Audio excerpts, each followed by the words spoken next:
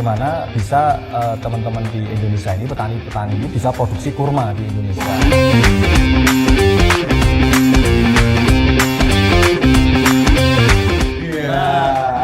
Di balik kesuksesannya kedai digital ada beliau. Assalamualaikum warahmatullahi wabarakatuh. Selamat datang di PMS. Sakitnya minta ampun. Tapi kalau kalian yang di Jogja, mungkin dulunya mana kameranya? Oh dipindah. Kalian yang di Jogja mungkin tahu kedai digital ya. Nah, di balik salah satu di balik kesuksesannya kedai digital ada beliau. Ya, gitu. Satu hari itu pemiliknya. Betul tuh. Bener kan? Betul. Ya, Foundernya. CEO-nya kedai digital dulu. Ya, kita ulik-ulik. Nah, itu sekedar prolognya supaya tuh mau dengerin ini sampai selesai gitu. Jadi harus tahu dulu profilnya beliau sedikit lah. Istri-istri? Istri. Nanti ada di pembahasan di sesi 3. Itu ada sama pembicara yang kedua nanti ada hubungannya. Saya tahu. Boleh itu. Hampir gitu lah. Tafadhol. Siap. Ini Mas, ini kan masa pandemi nih dari bulan apa kemarin? Maret ya? Ya, Maret, April kayak gitu. awal Maret, Februari Maret. akhir. Itu kegiatannya apa aja Mas? Ada yang keganggu atau enggak kegiatan selama ini? Jualannya atau Jualannya atau terus dakwahnya macam-macam gitu. Selama pandemi ini kegiatannya keganggu nggak sih? Oh, alhamdulillah selama kalau yang lain merasa pandemi ini sebagai musibah, kalau alhamdulillah untuk saya pribadi, baik dari segi spiritual atau profesional, baik di dalam TMP, Truly Muslim Planner atau Sola sendiri, bisnis sendiri, itu berkah kalau buat saya. Masya Allah. Alhamdulillah. Menurun apa enggak penghasilan solanya? Kalau secara grafik malah meningkat secara sangat tajam, meningkat sangat tajam. Meningkat, Gitu. ya. Yeah. Roket Jadi, beneran berarti? roket ya? Beneran. oh iya, bahasanya presiden ya. betul itu. Antum lo ngingetin lo. Enggak loh, dia kan presiden TMP. Presiden TMP. Oh iya, Gitu. bahasa presiden. Bahasa presiden TMP gitu. Saya lupa. Belum jutaan di banner Meroket ya, benar meroket. Jadi alhamdulillah Sola sendiri itu secara penjualan, secara itu benar-benar meroket gitu. Masya Allah. Iya. Beneran ya? Beneran meroket gitu. Terus Reseller nambah. alhamdulillah nambah gitu loh. Alhamdulillah nambah dan sebetulnya kita pengen punya strategi Sola itu bisa dinikmati di seluruh Indonesia. Strategi kita tuh insya Allah dalam tahun ini. Visinya itu. Bukan. Oh bukan, tapi bukan malah itu visi. pencapaian. Bukan, di itu hanya target- gimmick aja. Target tahun ini. Iya, hanya motivasi aja. Motivasi. Kalau untuk hasil saya nggak pernah mentarget. Hasilnya berapapun harus kita terima karena hasil itu bukan milik kita, Oh, itu kuasanya Allah bukan gitu. wilayah kita ya. Betul, itu hasil. Kita hanya berjuang aja terus kita macam itu motivasi agar kita benar-benar kerjanya itu serius. Oh asik. Jadi motivasinya tuh gimana caranya seluruh penduduk di Indonesia ini, di Nusantara ini bisa menikmati Sola dengan mudah, gampang, gitu ya. Betul. Nggak susah-susah harus kirim dari Jogja misalnya. Betul. Jadi buat orang Medan, yang nonton dari Papua, Sulawesi, Kalimantan, Copenhagen, Swedia. Sabar. sabar karena insya Allah akan ada distributor di daerah masing-masing. Betul. Amin. Motivasinya Allah. Kami dapatkan dari Kutub Utara. Esnya, kurmanya Kurmanya langsung didapatkan dari mana Mas? Dari Banjarnegara. Loh itu salah satu terbaik. visi kenapa di Banjarnegara bagaimana bisa teman-teman di Indonesia ini petani-petani ini bisa produksi kurma di Indonesia sehingga kita nggak perlu impor kan. I see. Nah dampaknya apa? Dampaknya itu solanya jadi murah kan. Betul. Karena Sola itu susu kurma paling enak nomor 1 di Indonesia. Jadi Benar. kalian rugi kalau belum sempat ngicipin Sola. Iya. Apalagi jadi resellernya Unagi itu. Saya- Saya minum Sola, besoknya langsung hamil. Jadi anaknya Mas Man ya? Anaknya Bisa. Karena Sola itu tuh kan kurma. Jadi bisa menyuburkan rahim gitu loh. Oh, yang Jangan bikin mas, subur. jangan. Nggak enak nanti. Nggak enak, udah. Walaupun mirip tapi udah. Enggak beda. Langsung disclaimer. Beda. Umi Mas Rangga. Halo nak Sultan. Enggak. Namanya anaknya kan Sultan ya. Aduh, itu soalnya luar biasa. Nah itu ya berarti visinya soalnya luar biasa. Dan di masa pandemi ini bukan yang turun, tapi malah membawa berkah, makin naik meroket Penjualannya. resellernya makin nambah. Masya Allah luar biasa. Kalau boleh tahu sekarang udah berapa reseller mas? Kalau di Jawa dan masih tergabung di cabang kami itu ada 38 kalau nggak salah. 38 reseller di Jawa. Di luar Jawa? Di luar Jawa ada masih dua. Karena baru kemarin bulan pas puasa kita buka cabang di Kalimantan di Balikpapan. Jadi teman-teman bisa search Balikpapan, nanti teman-teman bisa menjadi reseller karena kita baru opening bulan ini untuk reseller. Itu di IG ya, di IG. Di IG-nya. Soal ada Balikpapan. Terus syaratnya jadi reseller tuh, Mas? Reseller. Gampang kok. Langsung jualan ini. Jadi ngobrolin bisnis ini, Sola itu berangkat dari saya sama istri itu belajar. Istri saya. Masa istri? Yang mana yang benar? Oh iya ya benar ya. Maksudnya sayanya Mas Fadi. Oh gitu. Jadi katanya bikin sholat itu iseng. Iseng, bener iseng. Jadi iseng. Di awal iseng-iseng bisa jadi besar gini ya. Sampai mana tadi? Soalnya awalnya iseng-iseng. Sola. Jadi Sola itu memang produk saya belajar salah satu belajar kegelisahan dulu ketika di Kedai Digital itu berpuluh-puluh tahun. Wah, sesuai banget. Di Kedai Digital itu saya seneng membangun Kedai Digital itu sampai besar sampai yang paling berhasil adalah bisa menutup gerai Kedai Digital yang sangat banyak itu. Menutup. Ya, rugi kali. Tadi mau bilang kesuksesan. Ya namanya bisnis kan ada naik ada turun. Tapi ketika naik ada di puncak-puncaknya di situ adalah kegelisahan saya gitu loh. Ketika Kegelisahan. Kedai Digital tuh lagi di Ya, atas-atasnya. atas-atasnya itu Dan itu di bawah kepemimpinan Mas Fani. ya, alhamdulillah saya Mas Sabtu masih dengan bisnisnya yaitu bisnis abab. Jadi ya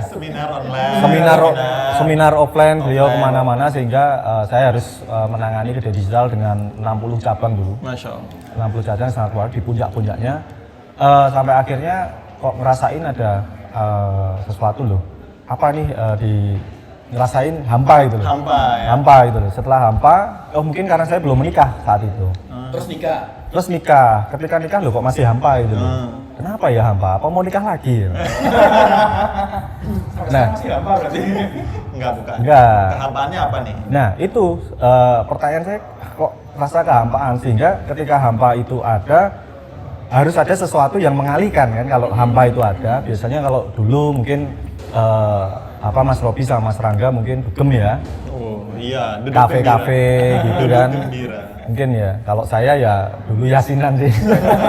Hobi datang ke layatan berarti. Oh. Jadi ada siapa yang meninggal weh. Kalau nggak ada yang meninggal tanya kok nggak ada yang meninggal sih. Itu bid'ah. Nah itu dulu saya juga pernah ngalamin itu belajar terus akhirnya main hobi sama teman-teman hobi udah ngerasa udah di puncaknya terus hampa lagi sampai akhirnya sebuah pertanyaan mendasar yaitu apa saya hidup ini untuk apa sih gitu. Pertanyaan mendasar itu harus saya selesaikan terus bagaimana cara menyelesaikannya saya tutup semua bisnis saya. Masya Allah. Apa aja dulu Mas? Ya Kedai Digital aja sih. Nggak enak ngomong semua. Maksudnya cabang. Oh cabang 60 ya. Kalau yang punya saya sendiri, saya punya 4 dulu. 4 itu. 4 gerai ya? 4 gerai itu saya jual, terus saya tutup. Alhamdulillah ya. Terus saya sama istri, saya kayaknya entah bisnisnya nggak berkah atau salah, mungkin saya harus saatnya belajar. Akhirnya saya tinggalkan. Akhirnya belajar hijrah. Iya, ya yang orang sebut hijrah. Tapi sebetulnya kalau saya merasakan hijrah itu udah di tahun 2011 mas. Hijrah itu di tahun 2011 ya, itu puncak-puncaknya saya itu hijrah. Itu hijrah bahwa tentang riba, terus Momentum apa sebenarnya yang bikin Mas Fani hijrah? adalah momentum yang sesuatu itu sangat kalau ngerasain tuh sakit yang sangat mendalam. Mati suri Enggak mati suri, rasanya pengen mati malah. Makanya tadi Ya, kalau katanya ada isu pernah niat pengen bunuh diri? Iya, pernah. Pas lagi puncak-puncaknya itu? Iya, lagi puncak-puncaknya itu pengen mati aja, ngerasain karena itu kayaknya hidup buat apa sih gitu. Nah makanya ketika ada orang ngomong, ada pernah teman doain saya meninggal, semoga cepat meninggal. Saya itu seneng. Makanya tadi bilang antum almarhum, itu saya malah seneng gitu loh. Maka tepat sekali bahwa almarhum itu predikat yang paling paripurna istilahnya seperti itu. Itu menurut saya keren sekali karena dirahmati sama Allah gitu yeah, karena kita nggak usah mikir dunia lagi. Nggak usah mikir dunia. Tapi dirahmati tenan loh. Nah, Yang bikin kita betul. was-wasan di situ. Ya, husnul khotimah apa enggak? Nah, Kalau husnul khotimah, Ayo sekarang aja. tapi dulu saya pikirannya gini, memikirnya gini, semua umat Islam ketika bersahadat, ketika beriman sama Allah pasti masuk surga. oh dulu kepikirannya seperti Pikirannya itu. itu pasti masuk surga. Gitu doang ya. Gitu doang, ketemu TMP, aduh ternyata ya Iya. berat. Ternyata kalau semua muslim memang masuk surga. Kapannya? Tapi mampir dulu. Betul. Berapa tahun? Nah, dan hitungannya bukan tahun dunia. Iya. Betul. Nah itu yang membuat saya berpikir keras loh, apa yang terjadi pada saya. Nah, kebiasaan saya ketika mau berbuat hal yang kayak bunuh diri, tato, itu kita melihat hampir. Kita tanya hukumnya. Saya search di Google, kok nggak ada yang menarik gitu loh. Kalau meninggal masuk neraka selama-lamanya. Terus kalau tatonan, waduh itu kok ngeri gitu loh. Jadi kalau bunuh diri meninggal selama-lamanya di artikel itu. Bunuh diri ketika meninggal berarti hukumanmu adalah sesuai perbuatanmu ketika meninggal itu seperti apa. Misalkan gantung ya di sana digantung, terus hidup gantung itu kan kok ngeri. Akhirnya Ganti bosnya aku serem banget. iya, ini ngomongin bunuh diri sih. Terus selesai. Habis itu selesai terus puncak kita ketemu hobi sudah mulai dakwah. Makanya beberapa teman kalau yang hobi memanggil saya sampai ustadz gitu loh. Iya ustadz. Jadi terkenal kalau orang yang kenal saya dulu pasti manggil saya Fani. Van. Kalau orang yang di Kedai Digital orang lama masih manggil saya Fun. Kalau orang yang di Kedai Digital yang baru-baru pasti ngundang saya Pak Dir. Pak Dir. Ya, Pak Direktur, bukan Pak Direktur. Pak Dir. Nah, terus kalau yang nggak kenal saya pasti panggil saya Yusuf. Itu pasti orang nggak kenal saya. Karena namanya Yusuf Fani. Yusuf Fani. Nah, kalau teman yang hobi masih manggil saya Tat. Alhamdulillah beda-beda. Nah, di teman-teman komunitas ini manggil saya Pak Presiden. Ternyata alhamdulillah dampaknya luar biasa dari dulu sampai sekarang tuh panggilannya beda-beda. Alhamdulillah. Nah itu ketika lagi puncak-puncak, memang Mas Pan ini kayaknya kalau dari segi finansial udah beres lah. Iya, waktu lagi puncak. Iya, rumah ada, istri udah ada. Belum, waktu di puncak itu malah istri belum ada. Oh, istri belum ada. Rumah ada, kendaraan ada, fasilitas kantor ada, penghasilan ada, istri nggak ada waktu itu. Hampa mungkin gara-gara karena Betul, ada istri. mungkin gara-gara nggak ada istri. Ternyata setelah nikah masih tetap hampa. Belum iya. ketemu obatnya berarti. Nah, ketika telah menemu obatnya itu gara-gara apa? Menemu obatnya gara-gara bukan, dulu kayak yuk ngaji. Iya, asik.